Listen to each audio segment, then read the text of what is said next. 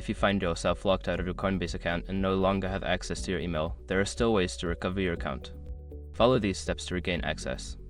Step 1. Visit the Coinbase login page. Go to the official Coinbase website and click on the Sign In button. This will take you to the login page where you can start the recovery process. Step 2. Click on Forgot Password.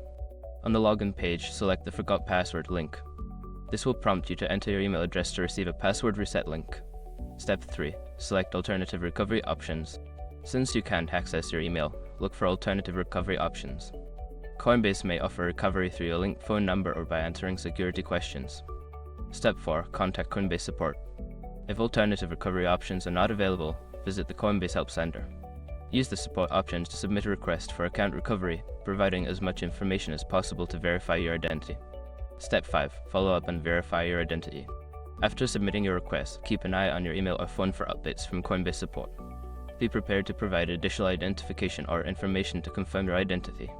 By following these steps, you can work towards recovering your Coinbase account even without access to your email.